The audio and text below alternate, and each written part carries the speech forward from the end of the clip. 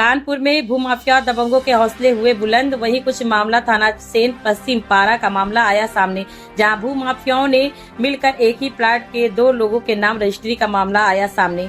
Plot धारिका नीलम यादव पत्नी संजीव कुमार निवासी 65 गोपाल नगर यशोदा नगर कानपुर की रहने वाली है, जहां पीड़िता बार बार थाने के चक्कर लगाती रही। वहीं पीड़िता का कहना है कि उसकी कोई सुनवाई नहीं हुई। प्राथमिक द्वारा पुलिस उपायुक्त दक्षिण पर भी प्रार्थना पत्र दिया गया, जहां उस पर प्राथमिक का मुकदमा थाना सेन पश्चिम पारा में दिनांक 10/6/2026 को लिखा गया। मुकदमा संख्या 0048/26 है। प्राथनी ने एक प्लांट आराजी संख्या 41 से 42 से क्षेत्रफल 200 वर्ग गज यानी 167.22 वर्ग मीटर स्थित ग्राम सदपरी तहसील व जिला कानपुर नगर को जरिए पंजीकृत बैनामा दिनांक 20/1/2014 को शंकर देवी पत्नी स्वर्गीय जवाहर मलखान सिंह पुत्र स्वर्गीय जवाहर सूरज चंदन व अंकित नाबालिगान पुत्रगण व स्वर्गीय जवाहर जारिये माँ व प्राकृतिक संरक्षिका शंकर देवी निवासीगढ़ जुगईपुर कानपुर नगर से किया था, जिसका बैनामा वही संख्या 1 जिल्द संख्या 144/96 के पृष्ठ से 159 से 204 तक क्रमांक संख्या 1237 पर दिनांक 20/1/2014 को निबंधक कार्यालय कानपुर नगर में पंजीकृत हुआ। जवाहर पुत्र रामदीन अपने जीवन काल उक्त कैसुदा संपत्ति पर बहैसियत मालिक स्वामी काबिज व दाखिल रहे। प्राथनी उपरोक्त प्लाट को जरिए बैनामा करने के बाद उसके संपूर्ण भाग की मालिक स्वामिनी काबिज व दाखिल है। प्राथनी ने अपने उपरोक्त संपत्ति पर एक 3 शेड कमरा बनवाया व नल इत्यादि अपनी सुविधा हेतु लगवाया था। प्राथनी द्वारा उक्त प्लाट करने के कुछ महीने बाद अमर सिंह, उमेश चंद्र यादव, बाल कुमारी, राहुल यादव, नंद किशोर व 2 अज्ञात लोग प्राथनी के प्लाट पर आकर उस पर जबरन कब्जा करने की कोशिश करने लगे, जिस पर प्राथनी ने संबंधित थाने में सूचना दी, किंतु थाना हाजा की पुलिस ने सिविल का मामला बताकर प्राथनी को वापस कर दिया, जिस पर प्राथनी अपने स्वाधिकार के उक्त प्लाट के निष्पंद सिविल जज सीडी कानपुर नगर के न्यायालय में निषेधाज्ञा वाद संख्या 489/216 नीलम यादव बनाम उमेश चंद्र यादव आदि दाखिल किया गया है। भैया मेरा नाम संजीव कुमार यादव है। मैं वैसे तो कन्नौज का रहने वाला हूँ और यहाँ हमारा मकान नंबर 65 गोपाल नगर में रहता हूँ बच्चों के साथ। क्या मामला है? मामला ये है भैया, हमने 2014 में 20 जनवरी 2014 में मलखान से 200 गज प्लाट खरीदा था।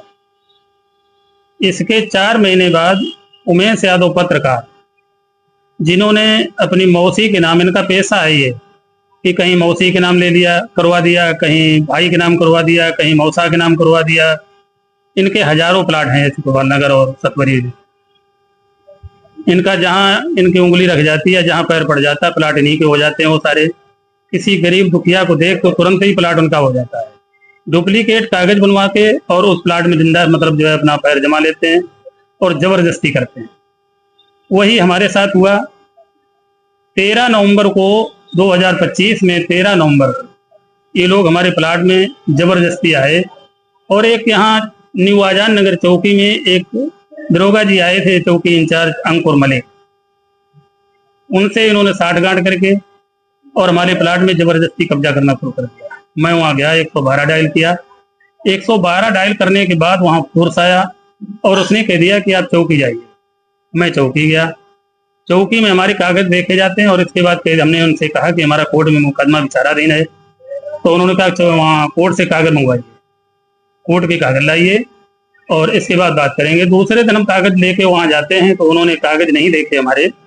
जैसे वहां उनके ऑफिस में घुसते हैं वैसे वो बोले बाहर खड़े हो। बाहर विपक्ष के भी लोग थे, बाहर खड़ा कर दिया और इसके बाद कहने लगे तुम्हारे कागज जो है डुप्लीकेट हैं, तुम वहां प्लाट पे जाना नहीं, उन्हें इतने मुकदमे लगा देंगे तुम्हारे ऊपर जो तुम्हारा बुढ़ापा सुधर जाएगा। इतना भयभीत कर दिया हमें इन्होंने कि मैं 8 दिन घर से बाहर नहीं निकला। आपने कहाँ अभी तक?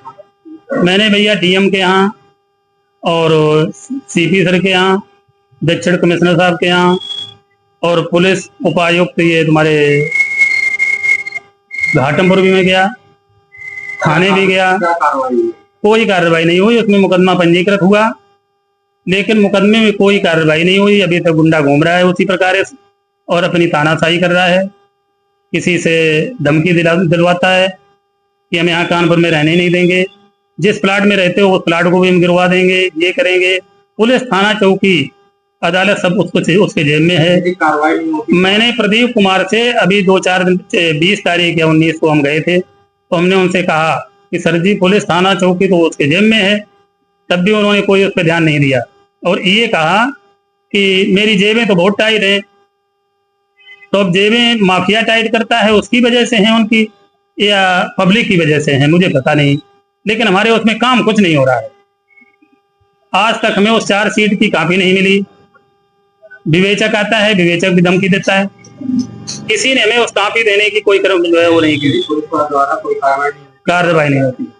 अब हम क्या करेंगे? हमारे पास एक रास्ता है, जहाँ जाना वहाँ जाएंगे, इसके बाद नहीं कोई सुनेगा तो मैं डीएम के यहाँ या एसडीएम के यहाँ कहीं भी हम आत्मदाह करेंगे।